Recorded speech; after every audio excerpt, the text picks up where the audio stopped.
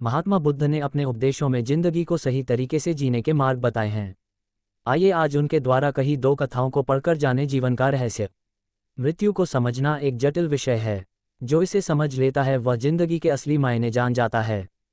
यही सवाल एक बार महात्मा बुद्ध के शिष्यों ने पूछा था कि आखिर शरीर त्यागने के बाद आत्मा की यात्रा कैसी होती है, वह क्या करती है और उसका क्या होता है।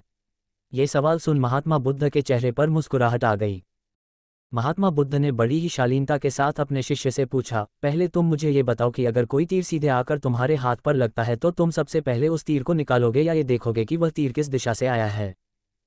शिष्य ने कहा, निश्चित रूप में मैं सबसे पहले उस तीर को निकालूंगा, नहीं तो वह मेरे पूरे शरीर में जहर भर देगा।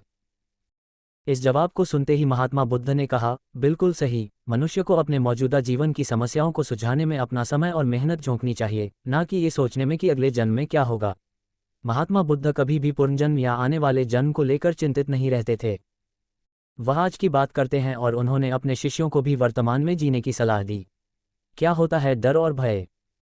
एक बार महात्मा बुद्ध वृक्ष के नीचे बैठे ध्यान कर रहे थे। इतने में ही कुछ बच्चे वहां खेलते खेलते पहुंच गए और जिस पेड़ के नीचे बुद्ध ध्यान में लीन थे उस पेड़ के ऊपर पत्थर बरसाने लगे ताकि आम वृक्ष से नीचे गिर जाएं। तभी एक पत्थर महात्मा बुद्ध के सिर पर लग गया और उनके सिर से खून निकलना शुरू हो गया। लेकिन इस घटना के बाद महात्मा बुद्ध की प्रतिक्रिया और भी ज्यादा हैरान कर देने वाली थी। महात्मा बुद्ध रो रहे थे। उन्होंने बच्चों के कहा, तुमने इस वृक्ष को पत्थर मारा, उसने तुम्हें फल दिया, लेकिन जब ये पत्थर मुझे लगा तो सिवाय डर और भय के मैं तुम्हें कुछ भी नहीं दे सका। बुद्ध की इस बात में काफी गहराई थी कि इंसान जब डर और भयभीत होता है तो वह किसी काम का नहीं रहता। ऐसे में अपने मन से डर को बाहर निकालो और आगे बढ़ो।